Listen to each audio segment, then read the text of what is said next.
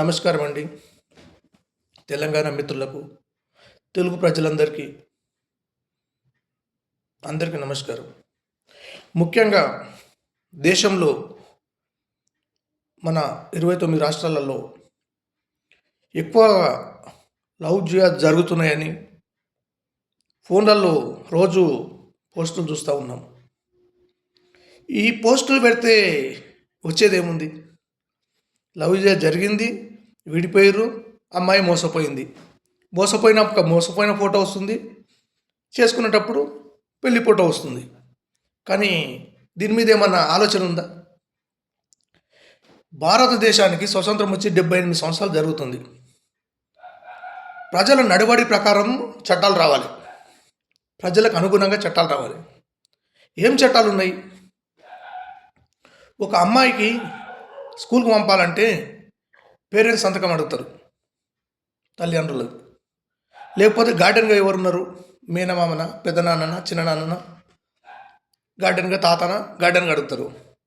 మరి పెళ్ళికి అవసరం లేదా వీళ్ళు? అంటే 18 సంవత్సరాలు నిండితే అమ్మాయికి ఏమన్నా రెక్కలు వస్తాయా? పెళ్ళికి అవసరం లేదా సంతకాలు? తక్షణమే 18 సంవత్సరాల అబ్బాయి నిండితే సొంత ఆలోచనలు తీసుకోవాలనేది ఒకటి, అబ్బాయికి 22 సంవత్సరాలు నిండింది పెళ్లి చేసుకోవాలనేది, సొంతంగా ఆలోచన చేయాలనేది రెండు రద్దు చేయాలి. తల్లిదండ్రుల అనుమతి లేనిది, గార్డెన్ అనుమతి లేనిది పెళ్లి చేసుకుంటే అమ్మాయిని తీసుకుపోయినందుకు అబ్బాయికి 5 సంవత్సరాలు జైలు శిక్ష, అమ్మాయికి కూడా ఒక 1 year అన్న మినిమం శిక్ష చేయాలి. అప్పుడు ఈ దేశం ఒక విధానానికి వస్తుంది. మతపరమైన పెళ్ళిళ్ళు కావు, అప్పుడు కులపరమైన పెళ్ళిళ్ళు కూడా కావు. ఎట్టో పనికి మళ్ళినోడు, ఎటు జిల్లనోడు అమ్మాయికి 18 సంవత్సరాలు నిండినాయి అంటే పనికిరానోడుగా సంతకం పెట్టి పెళ్లి చేసేస్తాడు. మరి దాని భవిష్యత్తు ఎవరు? ఇవే నా దేశంలో ఉన్న చట్టాలు. ఈ ఎమ్మెల్యేలు, ఎంపీలు మీరు అసెంబ్లీకి పోయి, పార్లమెంట్కి పోయి తిక్కలేసిన వాళ్ళు లేక వదులుతారు, కానీ ఇవి మాట్లాడరా? ఈ చట్టాలు వద్దా మనకు?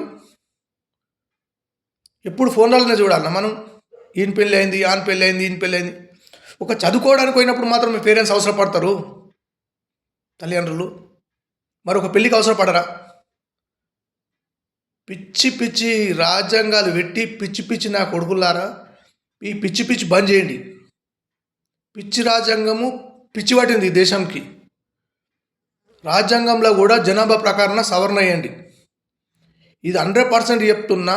తల్లిదండ్రుల అనుమతి లేనిది ఏ అబ్బాయి అయినా అమ్మాయిని తీసుకుపోయి పెళ్లి చేసుకుంటే 5 సంవత్సరాల శిక్ష పడాలి వానికి. ఈ తిక్కల పిల్లలు ఇట్లా ఉంటారు కదా, తిక్కలు ఉంటాయి, ఈ తిక్కలైట్ కూడా 1 సంవత్సరం పడాలి. అప్పుడు కానీ ఏమన్నా దేశం సెట్ అవుతుంది.